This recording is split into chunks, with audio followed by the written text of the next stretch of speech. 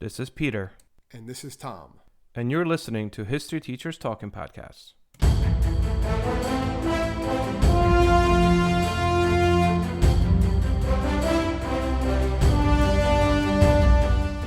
All right, this is Peter Zablocki and Thomas Reska, and welcome back to another podcast. All right, Tommy, what do we got? Well, today we're going to look at facts that are often thought to be like historical facts, but they're actually myths that, for whatever reason, we keep alive. So, like, there's certain things that you can't dispute, like Columbus did set sail in 1492. You know, the Roman Empire did fall in 476. June 6, 1944, those are D-Days, right? Those things happened. We have hard facts that are collaborated by historians. But we're going to look at a lot of these other facts and stories that haven't really gone through that process, or maybe have gone through that process and we know is untrue, but yet the narrative is that that's still what's out there. Yep. So I think we should title this episode Fake History, or we're talking about fake history. And at the same time, I'm kind of not sure how I feel about that. Yeah, things history got wrong. And, you know, the book came out, this came out a while ago, The Lies My Teacher Told Me. And I think we had to read that in college, didn't we? I was going to say that was required reading for us in college. Yeah. So, and I've read actually there's a couple versions now. Yeah, and Lowen is the author, James Lowen. I read a couple other things from him, teaching what really happened, and the Confederate and Your Confederate Reader, The Great Truth About the Lost Cause. Like, he's really into kind of changing the whole narrative of how slavery's taught. And I think we're going to touch upon slavery today and quite a few things that we're going to kind of debunk here. But generally speaking, I don't think we have any form of plan. I mean, as you know, for those of you that have been listening to us for a while, Tom and I prep for this separately, so we don't really know our notes. However, like initially I was thinking maybe we should do let's do ancient and then more modern. Let's do U.S. versus world. I think we're just going to go for it. And just going to dive right in. Yeah, why not? Yeah. And obviously these might lean a little bit more towards the U.S. primarily because, we kind of live in the U.S. But that doesn't mean that they're all U.S. We don't kind of, Pete. We do. I know. We don't kind of live that was in a the US. Terrible. Why did you say kind of? Like, what do? You live above it? Do you live like right by the border? Like, no, we live in the United States. That is absolutely correct. Thank you for that clarification, Tom.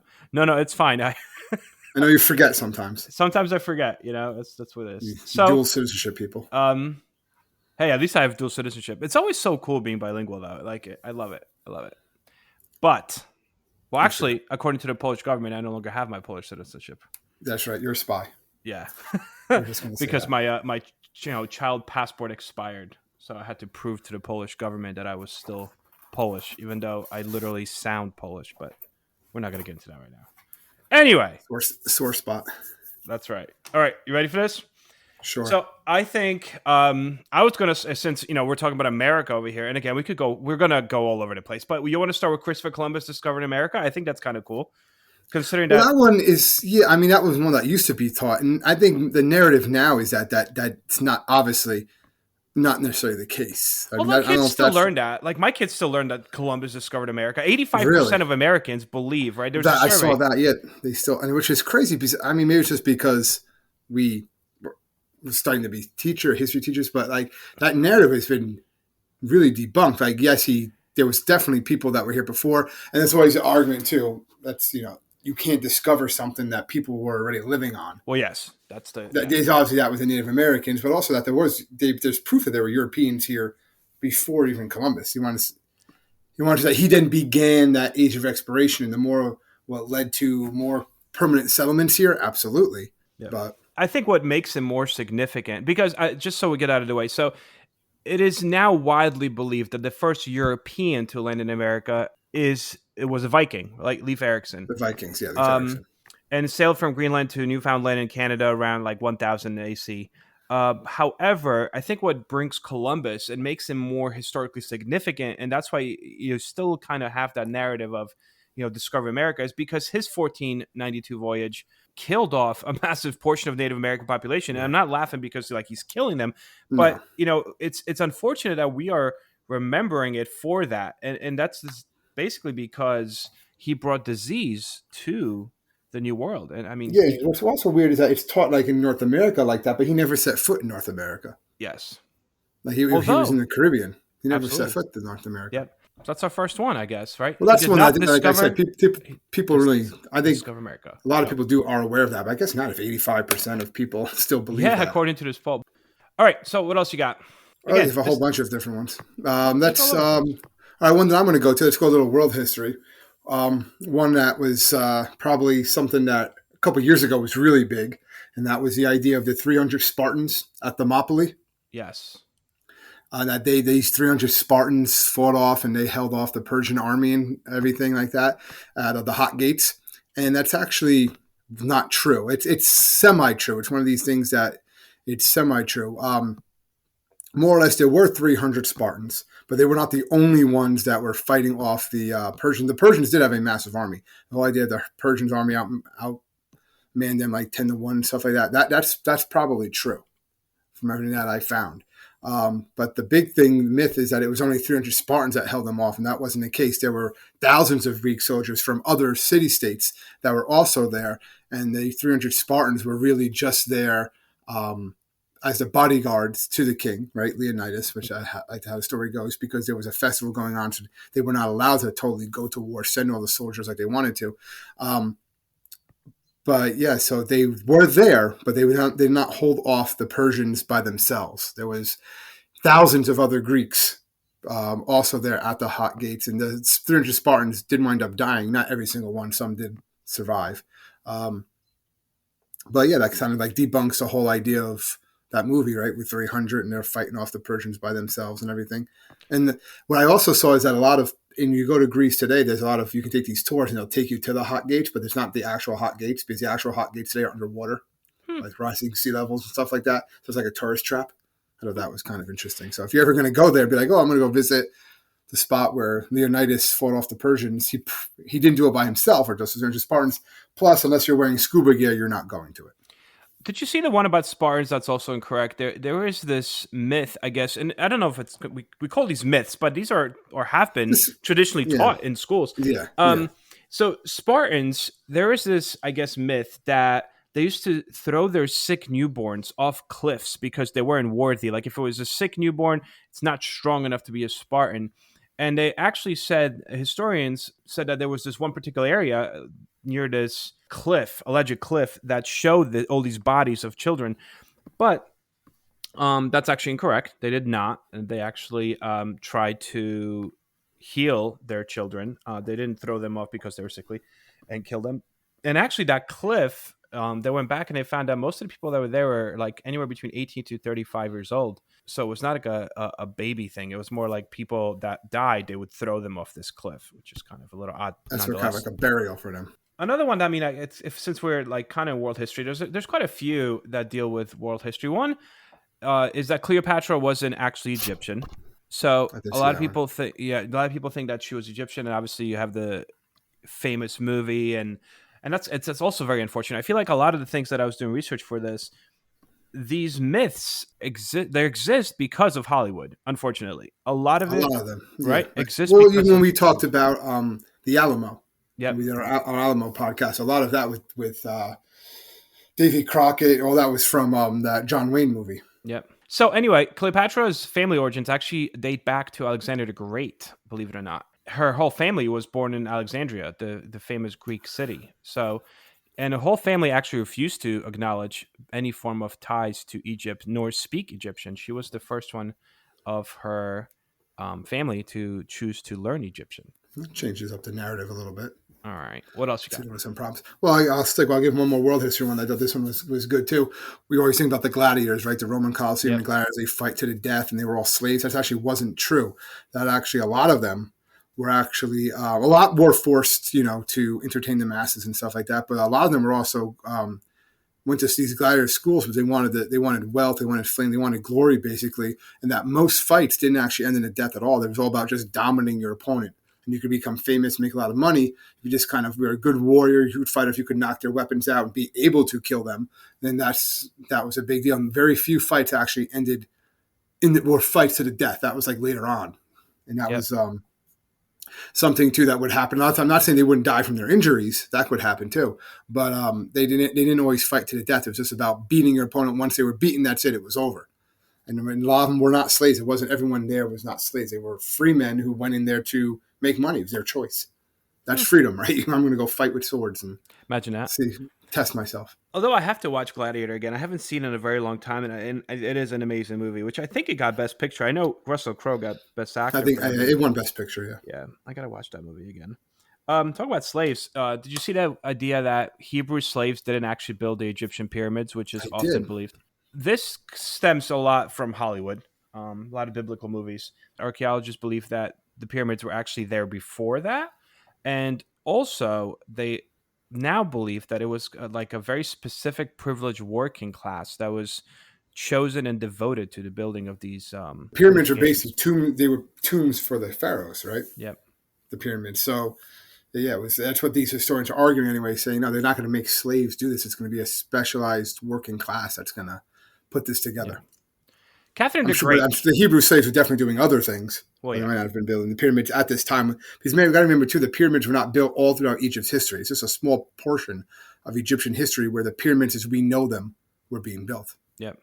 The King I was Tut. going to go So, to Catherine the Great, but also before we do that, I mean, there's idea about it, Catherine the like Great. Napoleon, all right, destroying the nose of the Egyptian Sphinx. Yes. That supposedly he was using it as like cannon Target practice. practice. Yeah, that's what they said when he was there for his invasion. But we now know that's not correct because there's actually a sketch of the Sphinx that was created in 1738, Without a way nose, yeah. way before Napoleon ever made it there to Egypt, and it Because already has Napoleon been was born removed. in 1769. Yeah, So so there's there's no no way he way. did that. There's no way he did it. And plus, Um, I'm not saying Napoleon was a great guy. We're not. That's not the point. But he did care a lot about culture. He wasn't like in a story. He's not gonna. You would think he was not gonna just blow stuff up yeah, that has historical relevance. yep. Catherine the Great. I was doing some research for Catherine the Great for an article I was Really, writing, and well, there's so much. there's a lot on Catherine the Great. There's a lot. There's a lot like that. If we're trying to keep Well, it a a lot of it G-rated, was probably slander. and I mean, actually it that's is, yeah, and we know for a that's fact exactly that what it it is. was.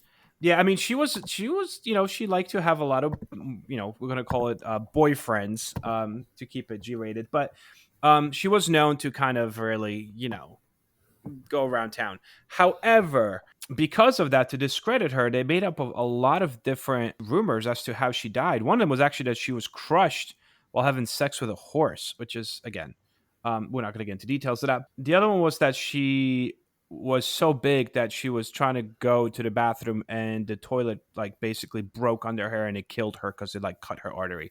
But in reality, Catherine the Great did not die in any of those weird, odd ways. She died from having a stroke. However, that stroke was in the In the bathroom. bathroom, yeah. And then she went into a coma and died, and that was basically how they were. Then you see how history goes, right? And again, the people who didn't like her, right, because she was Yep. not very popular with a lot of the people, a lot of her contemporaries. So they kind of, made a lot of. They basically slandered her, like you would slander Yeah. politicians today. It's nothing new, right? It's nothing new. Yep. And then they make these rumors about horses, and they make these rumors about that she died in the bathroom. She did die in the bathroom, but no, she died because she broke the toilet, and the porcelain cut her artery. So Yeah. like, it's just any way to like get that last dig, even in death. Yep. Talk about toilets. I mean, again, since we're already there, this one, I've heard this way. I've actually had a student Oh do yeah, a presentation of this one. Thomas Crapper inventing the first that was actually on the History Channel. I remember flush History toilet. Channel even talking about it. Yeah, Yes. So okay. So I mean, like it seems like this is just fate aligns, right? Thomas Crapper invents the flush toilet. Not really. Now, don't get me wrong. We're not going to discredit History Channel here, but Thomas Crapper was a 19th century plumber, manufacturer of water closets, right? In England, right? So yes, he was one of the original people to manufacture and sell toilets, bathrooms, but he did not invent the flush toilet as we know it, right? His toilets were kind of primitive in respect to that. Um, so the true inventor of the flush toilet is actually Sir John Harrington. He was a 16th century English poet, and they say that he was a poet, translator, and an occasional inventor who installed one of his first flush toilets for Queen Elizabeth at her country palace. So it is not Thomas Crapper that invented the first toilet. However, it's still a cool narrative, and he sold yeah. toilets. Well, then, and it works, and it's something easy. That's another thing too. A lot of these things I think catch on is because they're easy to remember, and it just to dispute it, you almost have to have a different type of knowledge, right? I don't want to say knowledge, but different information Yeah. that's not as easy to get, and it's easier to stick with that narrative. There's also a couple other ones since we're talking about like this was not the person that invented something. I mean, we got to talk about Alexander Graham Bell. Um, and we also alluded to the light bulb already when we did our Thomas Edison podcast. A lot of these guys, what really got them is their ability to patent things really quickly and not steal, but I mean, you could probably say steal some other people's inventions. Alexander Graham Bell did not invent the telephone, No, even though it seems and historically everyone's like, yeah, Alexander Graham Bell invented the telephone, in back in 1876. Wrong. All that we have to know is that actually the first telephone was invented and showcased by a little known Antonio Mici. I think he was an Italian guy. He basically showed his telephono demonstrated in New York in 1860 that he showcased how a telephone works. And technically, that was 16 years before Alexander Graham Bell got his patent. So simply this guy just never got a patent for it, and history goes kind of goes on in history that it was Alexander Graham Bell that invented the first telephone, when in reality it was not. This is now officially corrected. In 2002, US Congress recognized this Florentine immigrant, as the inventor of telephone rather than Alexander Bell. But I guess even though this happened in 2002 and Congress said, yeah, all right, it was this other guy, people still believe that it was Alexander Graham Bell. When it comes to cars, no, Henry Ford did not invent the first automobile, I don't know if that's taught, but I think that's more of a misconception. Yeah, right? yeah, that's Um, definitely more of a misconception. He came up with the idea to mass produce them and the assembly line method to mass produce them, yeah. um, right? You But know who was the first guy not to? cars. It was a German mechanical German engineer named Carl Benz, as in like Mercedes Benz, cities, Benz. which is kind of cool. He was the first one to build a practical car that was powered by internal combustion engine. It was a three-wheeled motor wagon. First ran in 1885. So no, Henry Ford did not build the first car. It was actually the Germans that did it. All right, what else you got? Well, I saw one that was popping up a lot, and I thought it was interesting to talk about. At least is that the French army surrenders easily and didn't win wars.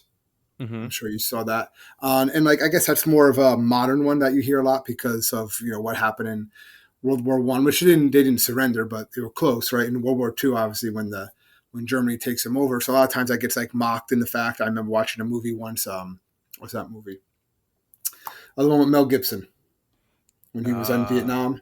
We were we were soldiers. soldiers. We were soldiers. And they talk about, the Viet Cong just beat the French army. And one general's like, the French army, what's that? Right? Like kind of mocking, like Yeah, yeah, the French at that point. But you got to remember that the French army was at one point one of the most successful armies in all of Europe. Look at Napoleonic Wars and stuff like that. So it's kind of like a half understanding of France during the Second World War, which they did do a lot of like resistance and stuff like that, just because the government kind of surrendered and capitulated. followed Yeah, capitulated. It doesn't mean that the people did. So I think that's something to really understand. Like, France has a long history of being a pretty successful military nation. So I yeah. thought that was interesting I don't, because they are kind of seen like that, especially you think about World War II and stuff like that. Oh, they got yeah, beaten so fast. Well, there's a lot of factors there. It wasn't just that they were just, you can't just call them cowards. They just surrendered. yeah. One that keeps on popping up every time I was doing this research of like things that didn't really happen in history and you might have been taught that they did, was that Albert Einstein failed math as a student. I'm sure Yeah, you got which that I from. remember hearing that when I was a kid and be like, how? Yeah, and that's another thing. Yeah, That doesn't I mean, make any sense.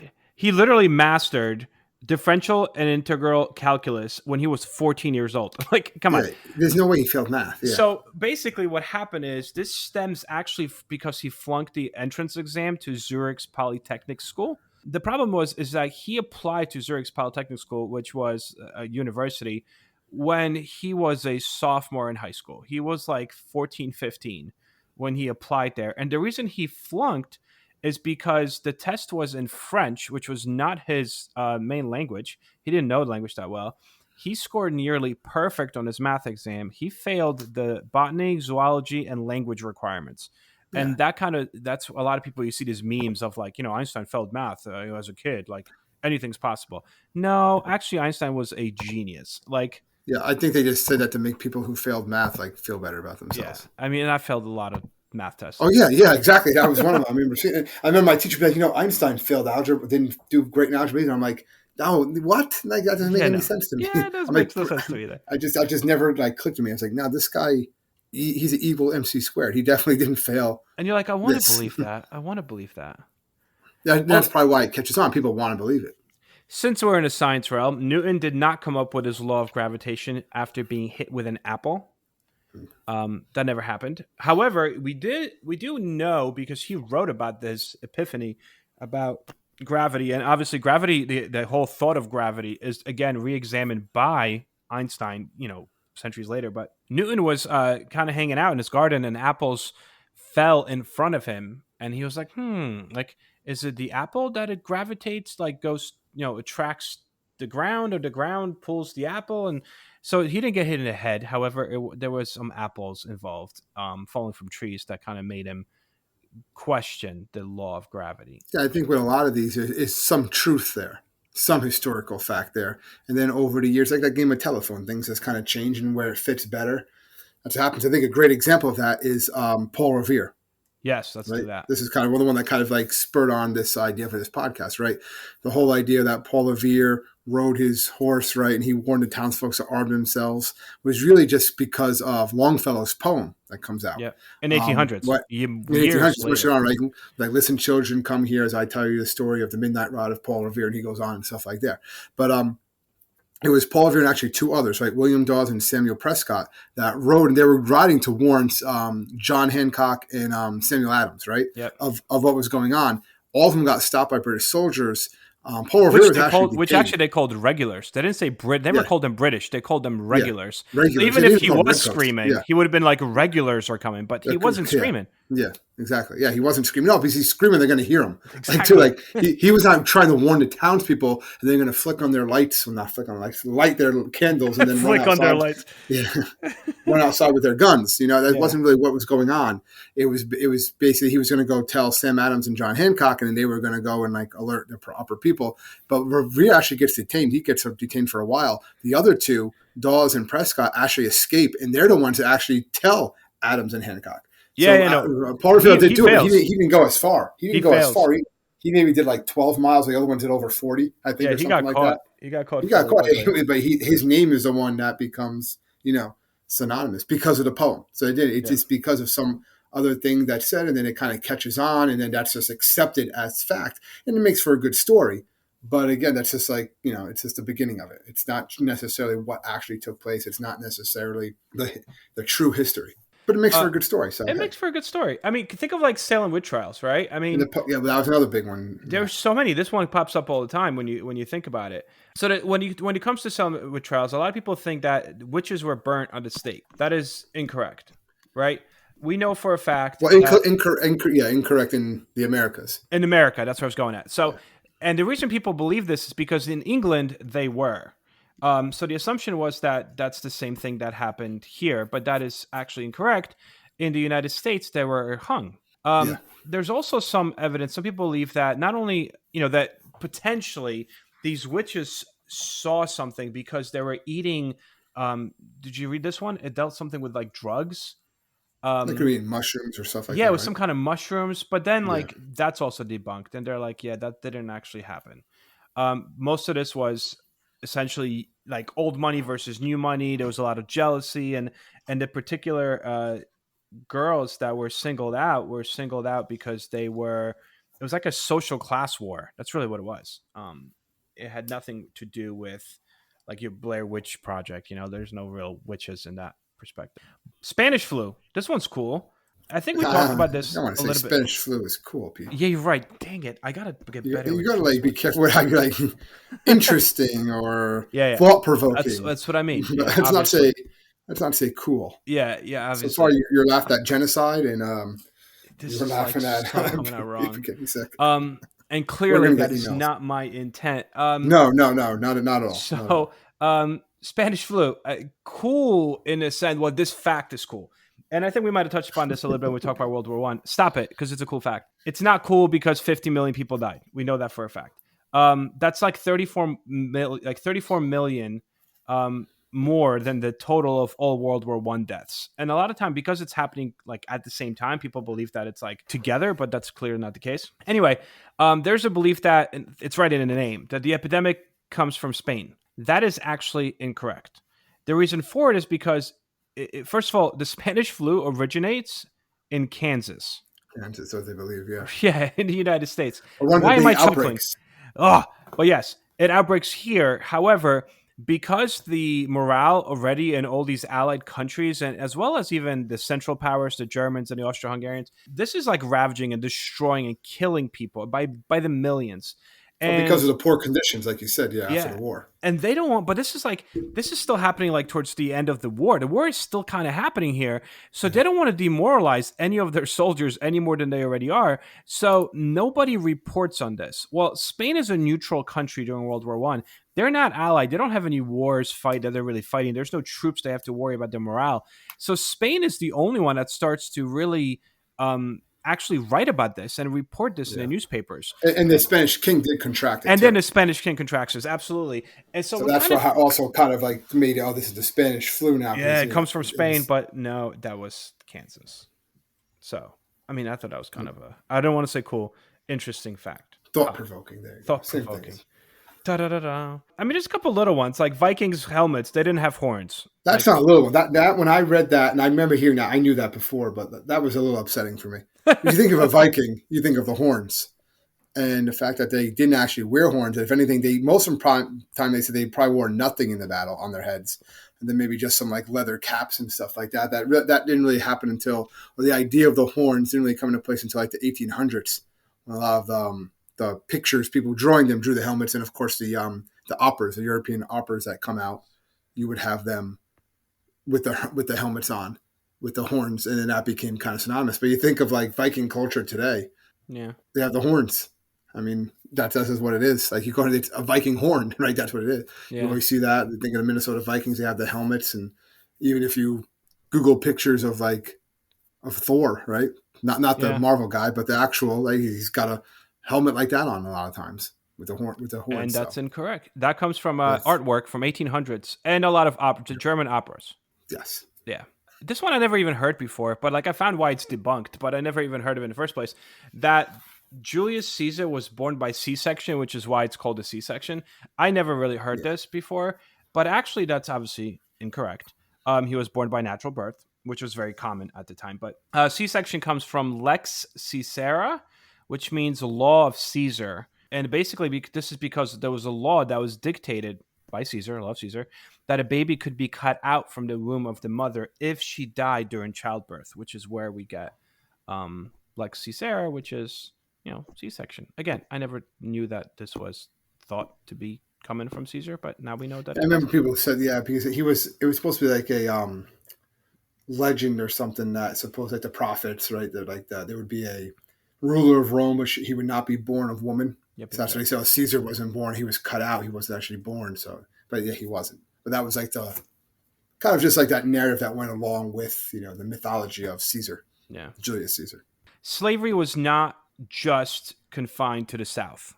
Step one. Yes, we're just focused on American slavery in the In America. colonies and then Yeah, in the in United the early States. United States. Obviously, because slavery was an institution we know all throughout history, right? We talk about the Yes. Egyptians, the Greeks, the Romans. Yeah, That's something we're talking we're slavery talking in the more United more yeah, States terminology. what becomes the United States and the early colonies. Yes, And the slavery existed in all 13 British colonies by yeah, the end of 17th century, right?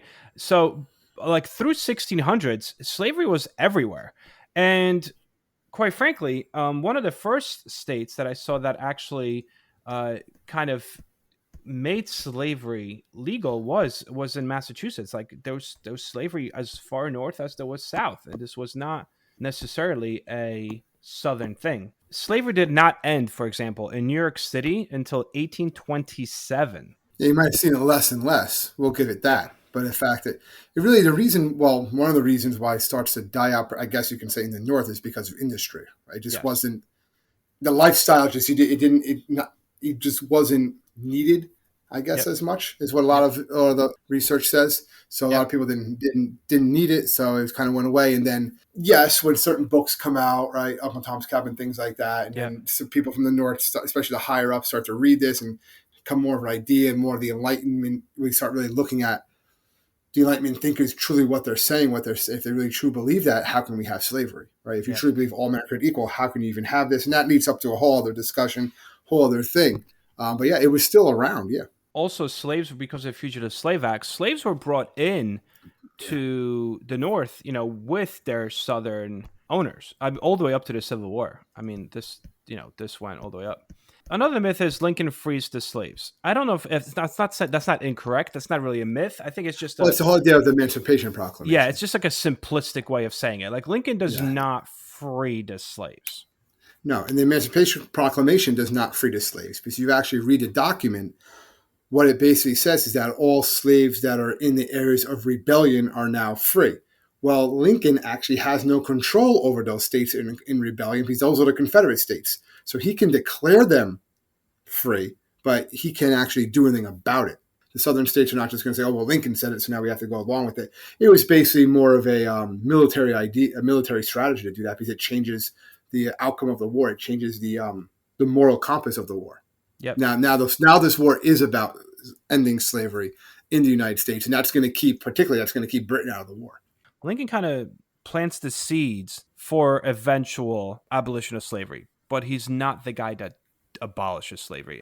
After, not to kind of diminish the importance of Emancipation Proclamation, what it No, did not at do, all. yeah, and I don't think we're doing that. But just to kind of reiterate that, what it did is kind of almost allowed slaves to free themselves because now they knew, wait a second, like the North is anti-slavery. Finally, like they came out with it, and a lot of slaves ran away to the Union lines after the Emancipation Proclamation. And that was an idea that they knew that would happen. Yep, That which was is why another he did idea. it. This is going to hurt the southern economy. They're not going to have people. They're not going to have their workers. They're not going to have their Yeah, slaves. That's going to be an issue. So it's another reason to do it.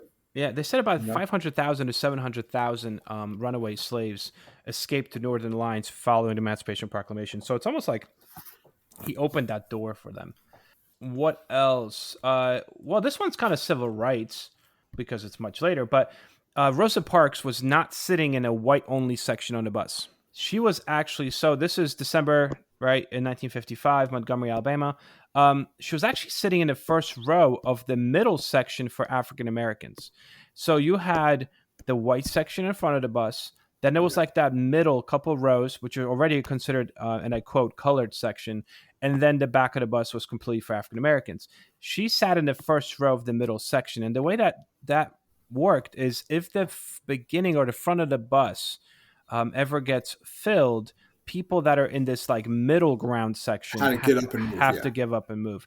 So it's a misconception that she was sitting in a white only section and refused to move. No, she was sitting in an African American section and refused to move. It was also that it wasn't. It was planned. Like they planned this boycott. They Well, it planned was. the I mean, it was yeah, initially incident. It wasn't like just a random thing that day she's fed up with it. They were fed up with it for a long. She was obviously yeah, rightfully so. They were fed up for a long time. They were planning. All right, we know at this time this bus is going to be busier. I'm going to be asked to move. I'm going to refuse, and that's going to yeah. spark the bus boycott, which was a huge spark plug for the civil rights movement. Oh, absolutely. Um, one that I kind of popped up for me is that, and I teach this. So I don't know how much, but I guess there's a belief like the United States is not technically a democracy. There's this belief that like we teach it, I guess, although I don't. So I don't know if I should say we teach it because when my students come in, I'm like, we're not a democracy. We are a republic. And Adams' version, John Adams, when they were creating the Constitution, was very adamant about the fact that we need like elements of a little bit of everything, like a perfect. We need to be like a mixed country. There's to be like an element of monarchy or like an executive, aka a president, some form of aristocracy, which at the time was Senate, which was not elected directly by the people, and then some form of democracy, which was the House of Representatives, which was elected by the people as well. Like he thought that as a republic, we were not necessarily given the people in a sense, like a true democracy, their say and the ability to govern and rule over. No, we're giving the people the ability to choose leaders. And those leaders will then create these Yeah, laws. And they're going based to on, make the decisions. yeah, make the decisions and to adhere to these laws. So we're an empire of laws, not men. I mean, that's ultimately what it comes down to. Like, we're not necessarily a democracy. We are a republic. Well, obviously, there's a whole bunch out there. So Yeah. if you want to just like You want to do some like finish up speed one? one, Yeah, want to do some speed ones? well, one they talk about quite a bit. They always talk about how short Napoleon was. I'm sure Yeah. you saw this, and he really, I mean, he was short, I suppose, but he wasn't necessarily short. A lot of people say that he stood. He wasn't short as we think. So he did. The French records, right, say he stood 5 feet 2 inches in the pre-French Revolution units, but that's about 5'6" in U.S. measurement, so it's not super small. Yeah. And that's actually taller than the average male height in France at the time, which was 5'5". Huh. So although he was called like the little general and little corporal and stuff like that, and it's still kind of a term, like the Napoleon complex, this small guy, he was pretty much just average size for that time period. What else kind of pops in here? This one's not a small one, and I kind of had to go back and look at this again. Did you see the fact that Titanic maybe didn't necessarily sink only because it hit an iceberg? I did hear a lot of things about that, but yeah, Okay, the so Titanic. obviously the story is 1912, iceberg, cuts through Titanic. She lets go. Jack dies, but if you, The but ruby's still there. the ruby's Go still find there. it. But in a recent analysis of different photos that were found in some attic, they were taken by the ship's electrical engineer prior to that maiden voyage, or that fateful voyage, not maiden. They determined that there was some apparently big fire in the ship's hull that went unnoticed for like 3 weeks before the collision. And by the time they finally they said it took like 12 people to contain the flames to finally get rid of that fire. And by the time the Titanic hit the iceberg, the damage to the hull in that area, like on that side, was so far gone that the ship's lining was very much like asking to be almost open. So potentially, if the ship's lining was intact and it hit that iceberg, it might not have been as bad. George Washington never chopped down a cherry tree because there was no cherry trees at his property. Boom. never had wooden teeth. Just drank a lot of stuff that stained his teeth and made him look like wood. See, there's some. We talked about that, and we talked about that in the first ever podcast. We did. You know, Go back and listen. There's so many of these.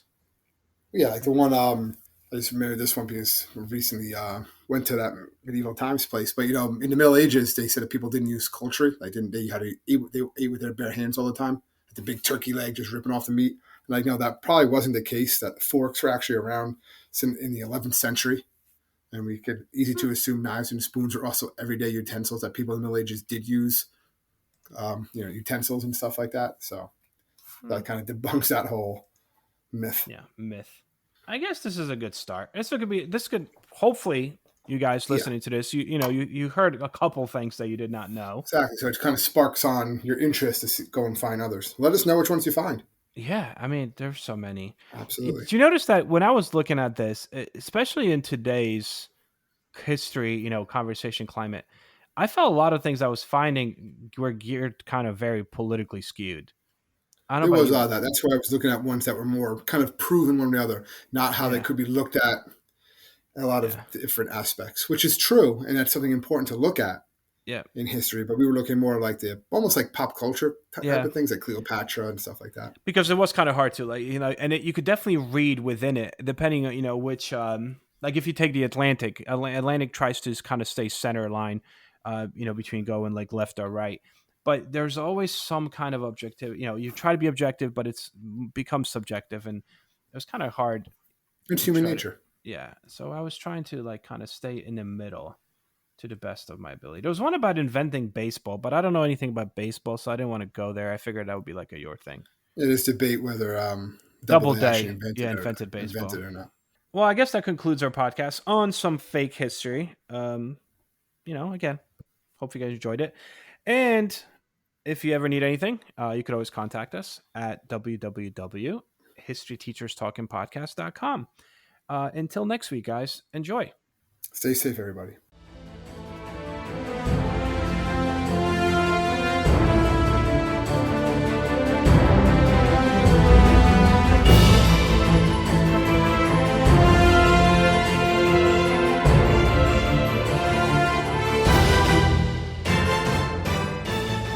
I hope hope everyone enjoyed our podcast. And if you would like to email us, you can do so at historyteacherspodcast@gmail.com.